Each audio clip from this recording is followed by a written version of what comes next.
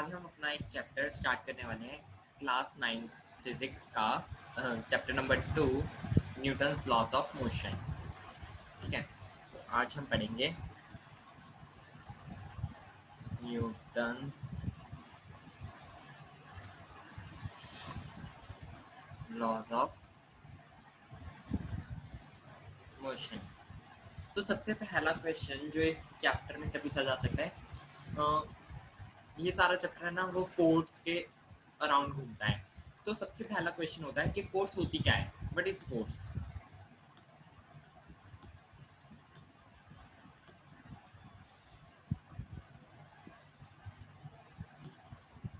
ठीक है, तो फोर्स क्या होती है, सबसे पहला क्वेश्चन। तो फोर्स कोई ऐसी चीज नहीं है जिसे अपन देख सकते हैं या फिर जिसको हम टेस्ट कर सकते हैं। Force is something that we can feel. Force एक ऐसी चीज है जिसको हम फील करते हैं। लाइक आपको कोई पुश कर रहा है या फिर आपको कोई पुल कर रहा है, तो आप उसको फील कर रहे हैं कि आपको कोई पुश कर रहा है या फिर पुल कर रहा है। ठीक है, तो ये होती है basically the definition of force. अब फोर्स क्या क्या काम कर सकती है, तो फोर्स बहुत सारे काम कर सकती है। Like it can move a stationary object. जो फोर्स है वो कोई स्टेशनरी ऑब्जेक्ट, मतलब जो कोई ऑब्जेक्ट है वो रेस्ट पे पड़ा है, उसको मूव करवाने में हेल्प कर सकती है। Other than this it can change the direction of motion, change the direction of motion. इसका क्या मतलब हुआ, मतलब लाइक हाँ, आपके पास कोई फुटबॉल आई, तो फुटबॉल को आपने पैरों से किक किया, तो आपने क्या किया, उस मतलब उसकी क्या किया, डायरेक्शन चेंज कर दी। मतलब वो पहले इस डायरेक्शन में आ रही थी और मैंने किक करके उसको लेफ्ट या फिर राइट में शिफ्ट कर दिया, तो मैंने उसकी क्या कर दी, डायरेक्शन चेंज किया by applying the force by my feet. ठीक है, other than this it can help in changing the direction, change कर सकते हो, सॉरी चेंज द डायरेक्शन कह रहा हूँ, चेंज द शेप। ये कोई भी ऑब्जेक्ट की शेप को भी चेंज कर सकती है। ठीक है, अदर देन दिस इसके और भी क्या कुछ कर सकती है, ये कोई मूविंग ऑब्जेक्ट को रेस्ट पे भी ला सकती है। मूविंग ऑब्जेक्ट को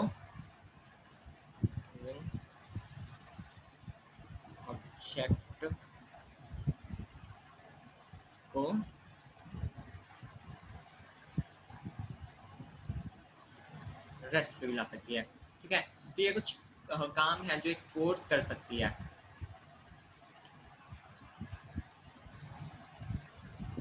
अदर देन, तो ये तो बेसिक सा वो काम हो गया जो एक फोर्स कर सकती है। तो ये मुद्दा नहीं है कि फोर्स क्या क्या काम कर सकते हैं, ना ही इस पर ज़्यादा क्वेश्चंस पूछे जाते हैं। तो जो ये पूरा चैप्टर है जो फोर्सेस के रिगार्डिंग न्यूटन ने अपने लॉज किए हैं उसके अराउंड रिवॉल्व करेगा।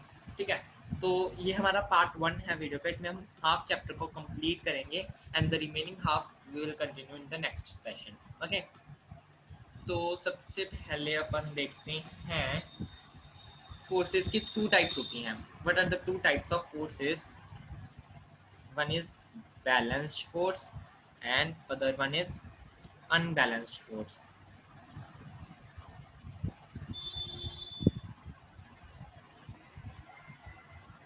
ठीक है, बैलेंस्ड एंड अनबैलेंस्ड फोर्सेस होती हैं हमारे पास टू टाइप्स की।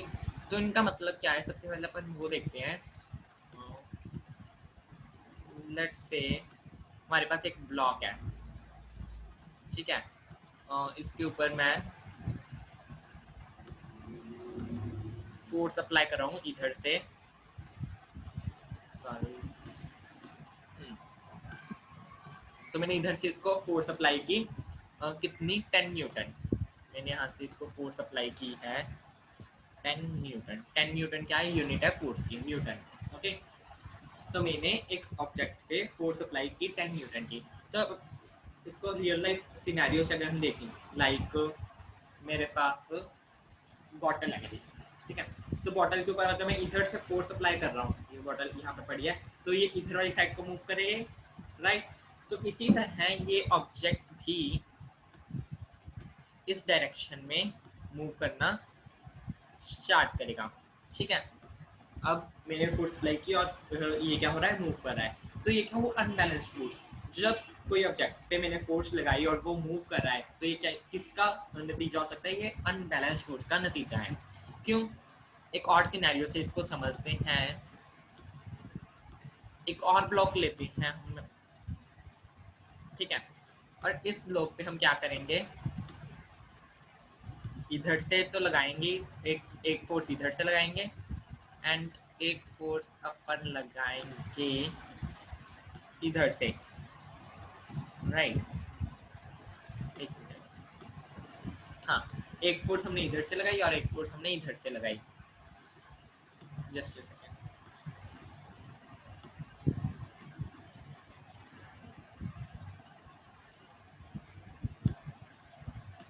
हाँ, हमने इधर भी इधर साइड फोर्स लगाई थी, हाँ, अब भी हमने एक फोर्स इधर वाली साइड से लगाई, एक फोर्स हम लगा रहे हैं इधर वाली साइड से, एंड जो हमने फोर्स लगाई है उसका मैग्नीट्यूड वही है 10 न्यूटन।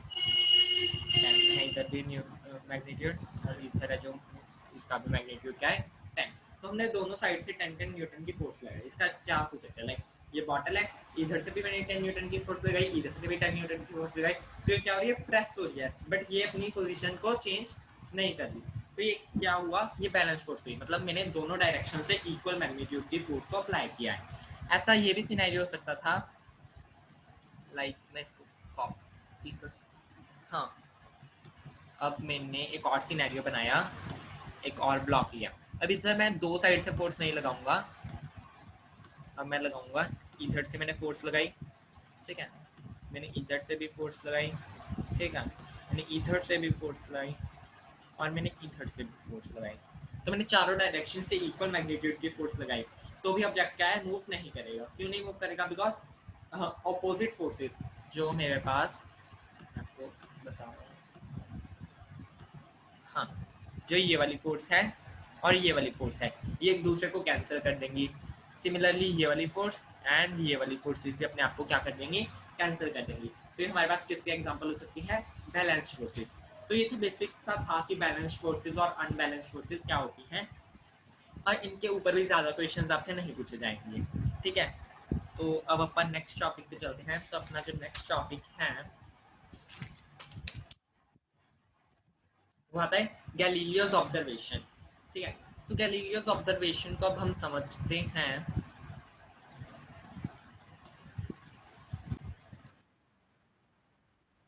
तो इसमें क्या है, गैलीलियो ने क्या किया, देखो ये मेरे पास प्लेन रोड है जिसके ऊपर एक इंक्लाइंड सरफेस है लाइक दिस, ओके, एंड ऐसे ये यहाँ पर भी जाएगा। सिमिलरली ओके, एक हमने इधर थोड़ा सा कम टिल्ट किया। सिमिलरली अपन एक दो और लाइंस मार लेते हैं like this, okay, other than this हम मारेंगे ऐसे लाइन, ओके, और एक लास्ट लाइन हम मारेंगे बिल्कुल स्ट्रेट, ठीक है। तो ये है हमारे पास एक इंक्लाइंड सरफेस है जो मैंने डिफरेंट डिफरेंट कलर से दिखाए हैं। तो हमारे पास एक में एक बॉल है, let us suppose we have a ball जिसको हमने यहाँ पर रखा, ठीक है। तो एक बॉल को हमने यहाँ पर रखा और इसको यहाँ से छोड़ दिया। तो सबसे पहले हम जो इंक्लाइंड प्लेन को ऑब्जर्व करेंगे वो है दिस वन, ठीक है, जिसके ऊपर अभी मैंने टिक लगाई है। सबसे पहले हम इस वाले प्लेन पे के ऊपर इसका मोशन को देखेंगे। तो ये कैसा मोशन करेगी, it will follow motion like this. पहले बॉल ऐसे ऐसे नीचे जाएगी, ठीक है, at reaching the downward down, जो सबसे नीचे वाला पॉइंट है उसके ऊपर पहुंचने के बाद वो ऊपर चढ़ना शुरू हो जाएगी, ऊपर चढ़ना शुरू हो जाएगी एंड वो यहाँ तक चढ़ पाएगी। कहाँ तक चढ़ पाएगी वो अपन देखते हैं। तो वो उसी पोजीशन जहाँ से वो चली थी वही हाइट पर वापस पहुंच जाएगी, ओके। तो जिस पॉइंट से चली थी, जिस हाइट से ऊपर से चली थी, उसी हाइट पे वो बॉल वापस पहुंच जाएगी। रिमेंबर जो हमने यहाँ पर सरफेस किया है वो स्मूथ है। स्मूथ सरफेस मतलब यहाँ पर कोई भी फ्रिक्शन एक्ट नहीं कर रही, ठीक है। तो फ्रिक्शन लेस सरफेस है जिसके ऊपर अपने बॉल को नीचे फेंका और वो वापस दूसरे इंक्लाइन पे चढ़कर वहीं पर ही मतलब एट द हाईएस्ट पोजीशन पहुंच जाती है। सिमिलरली अगर हम अब सेकंड वाला ये वाला वो लें तो यहाँ पर भी ऐसा ही होगा। Let's erase this one line. हाँ, तो अब अगर हम ऑब्जर्व करें सेकंड वाले पाथ पे इसका कैसा मोशन होगा, तो ये सबसे पहले नीचे जाएगी like this and this it then it will start moving like this. मतलब वो भी उसी हाइट पर, जिस हाइट से हमने बॉल को गिरा था वैसे ही उसी हाइट पर पहुंच जाएगी। ज़रूरी नहीं है एंगल कितना भी हो, अगर हम एंगल को बढ़ाएंगे या फिर कम भी करेंगे तो भी जो बॉल है वो अपनी मैक्सिमम हाइट पे वहाँ पर पहुँचेगी ही पहुँचेगी। बट एक लास्ट बार उसने क्या किया, हम इसको फिर से बना लेते हैं डायग्राम को। तो उसने लास्ट टाइम क्या किया, सरफेस लिया,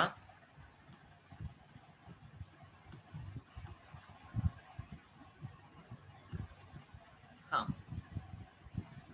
तो इसने कुछ इसको बिल्कुल प्लेन परपेंडिक मतलब उसने जो सेकंड वाली लाइन इंक्लाइन था उसको बिल्कुल प्लेन कर दिया ऐसे, ठीक है। और अब बॉल को उसने सबसे टॉप से छोड़ा।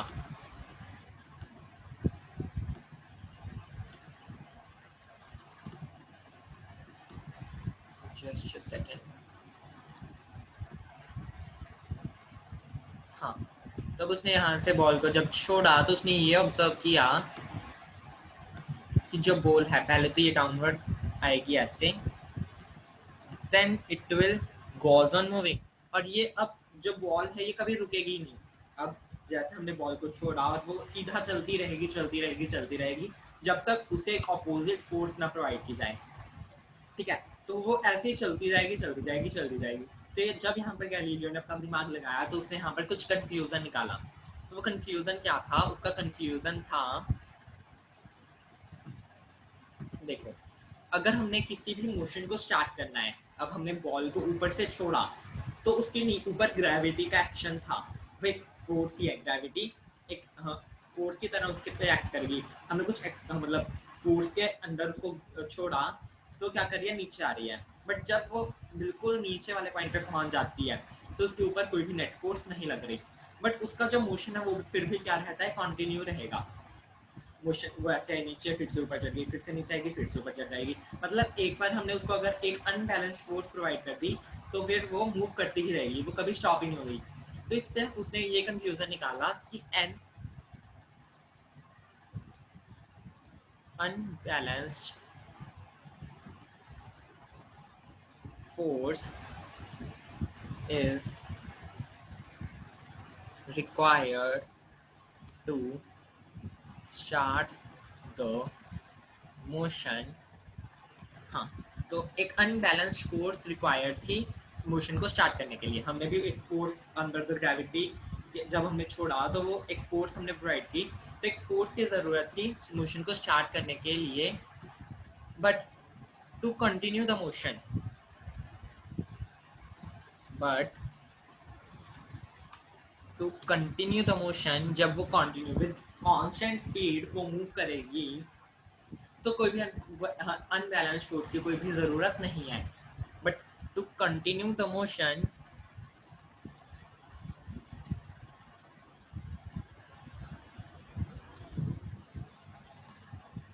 no unbalanced force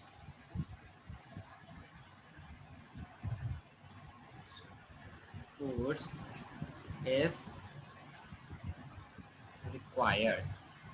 ओके, तो हमने यहाँ से क्या देखा कि एक अनबैलेंस्ड फोर्स मोशन को स्टार्ट करने में तो हेल्प करेगी, but to continue the motion कोई भी अनबैलेंस्ड फोर्स की जरूरत नहीं है। तो ये क्या है, ये हमारी गैलीलियो की ऑब्जर्वेशन है। जो गैलीलियो ने अपना एक्सपेरिमेंट किया उसकी जो ऑब्जर्वेशन है वो ये है, ठीक है।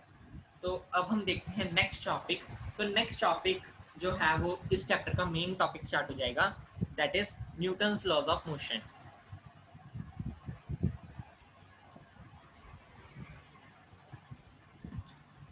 न्यूटन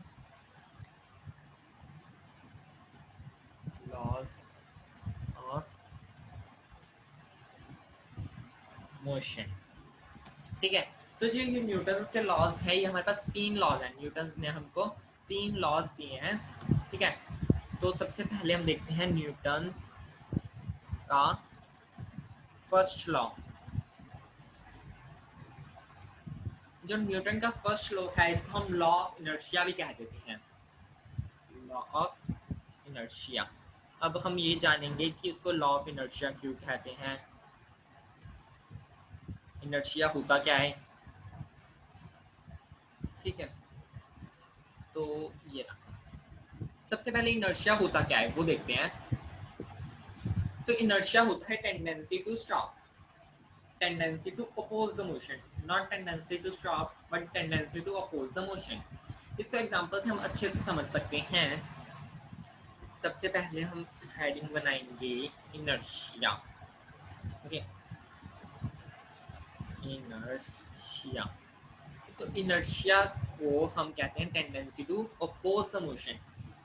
ठीक है, तो tendency to oppose the motion क्यों कहते हैं वो देखें।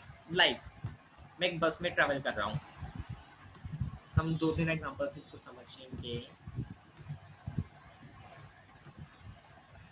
ये है हमारे पास एक बस जिसके अंदर हम क्या कर रहे हैं, ट्रैवल कर रहे हैं।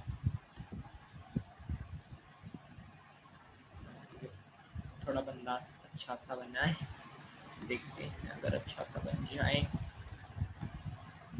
कुछ 3 लाख दिखाई दे ना, कोई बात नहीं। तो हमारे पास एक बंदा खड़ा है बस के अंदर,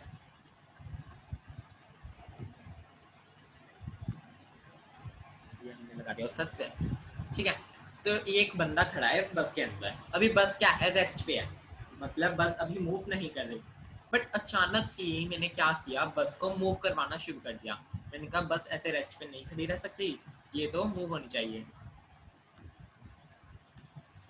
सॉरी, हाँ, मैंने बस को इधर वाली डायरेक्शन में मूव करवाना शुरू कर दिया। अब जैसे ही बस मूव करेगी, बस पहले रेस्ट पे थी और मैंने बस को मूव करवाया, तो मूव करते ही जैसे ही बस अब मूव करेगी, जो बंदा था वो तो रेस्ट पे खड़ा था अभी, बट जैसे ही बस मूव करी तो चाहता था कि मैं अभी भी रेस्ट पे ही रहूं। तो आपने देखा होगा जब भी आप बस पे बैठे और बस चलती है तो आप पीछे की तरफ फॉल करते हो, राइट। थोड़े टाइम के लिए, बट मतलब होता तो है, हम पीछे की तरफ फॉल करते हैं जब भी बस मूव करना स्टार्ट करती है। तो ऐसा क्यों है, हमारी बॉडी बहुत टाइम से भी रेस्ट पे बैठी है। अब हम चाहते हैं कि आगे भी हम कंटिन्यू करें रेस्ट पे ही बैठना, बट अचानक ही कोई अनबैलेंस्ड फोर्स मतलब बस मूव करी तो हम पीछे की तरफ फॉल करेंगे हम, क्योंकि अपनी उसी पोजीशन पे बैठा रहना चाहते हैं। तो ये होता है इनर्शिया के कारण। तो ये इनर्शिया के कारण होता है। क्यों होता है, क्योंकि हम अपनी उसी पोजीशन में रहना चाहते हैं। आपने देखा होगा कि जब बहुत तेज हवा चलती है तो जो पेड़ के है ना पत्ते वो ना गिर जाते हैं। क्यों गिरते हैं, देखो अभी पेड़ सारा रेस्ट पे है, उसके सारे पत्ते रेस्ट पे हैं, बट अचानक ही कोई हवा आई और उसने पेड़ के पत्तों को हिलाया। अब पेड़ के पत्ते थे, वो चाहते थे कि वो अभी भी रेस्ट पर ही रहें, बट क्या वो रेस्ट पर रहेंगे, नहीं, वो अब मूव करेंगे। बट पत्ते चाहते थे वो रेस्ट पे नहीं, बट उनको मूव करना पड़ रहा है। तो क्या हो रहा है, ओपोज मतलब दोनों फोर्सेस अपने आप को ओपोज कर रही हैं, जिस कारण पत्ते जो कच्चे होते हैं, मतलब जो हार्ड होते हैं वो तो कैसे टूटेंगे इतने कम फोर्स से, तो जो कच्चे पत्ते होते हैं वो क्या हो जाते हैं, इजीली टूट जाते हैं, पेड़ से अलग हो जाते हैं। ठीक है, इसके अलावा जब हमने देखा होगा आप कोई हिली एरिया से ट्रैवल कर रहे हो, अब मैंने टर्न लिया, लाइक मैं अभी सीधा जा रहा हूँ और मैंने इधर को टर्न लिया, तो टर्न लेते ही आप इधर वाली साइड तो गिर जाते हो, राइट। तो ऐसा क्यों होता है, बिकॉज हम इधर स्ट्रेट बैठे हैं और हमें इधर को मूव करवाया जा रहा है बाय एन एक्सटर्नल फोर्स। तो हम चाहते नहीं हैं हम मूव करें, बट हमें फिर भी मूव करना पड़ रहा है, तो हमारी बॉडी अपोज करेगी इस मोशन को, हम इधर वाली डायरेक्शन में गिरेंगे। ओके, तो ये तो बेसिकली इनर्शिया। तो इनर्शिया भी हमारे पास 3 टाइप्स का होता है। तो 3 टाइप्स क्या क्या है, सबसे पहली टाइप है inertia of motion,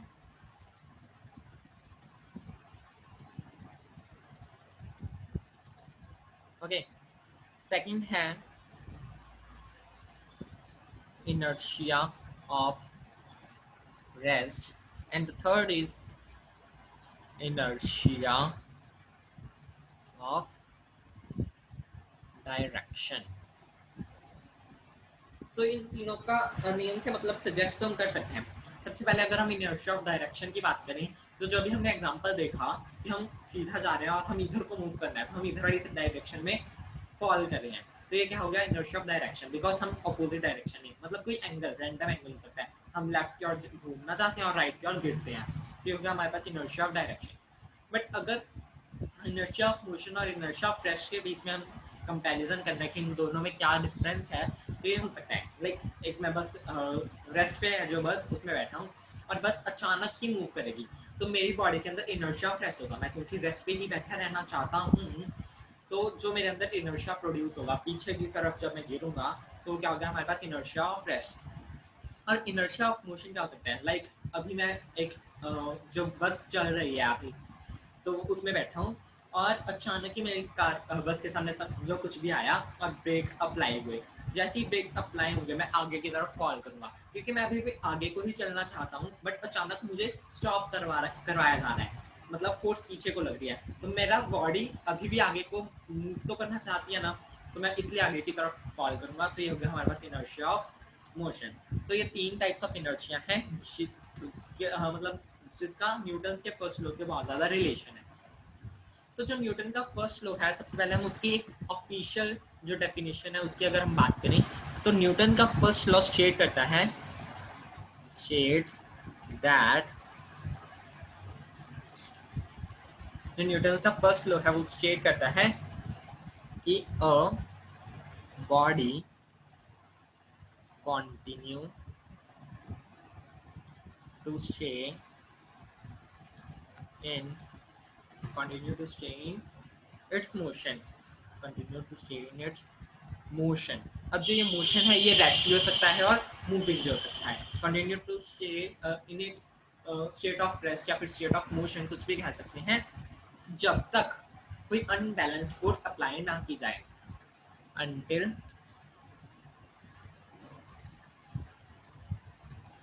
any unbalanced force is applied, जब तक मेरे ऊपर कोई भी अनबैलेंस्ड फोर्स अप्लाई नहीं होगी तब तक मैं क्या करूंगा अपना स्टेट ऑफ रेस्ट को कंटिन्यू करूंगा।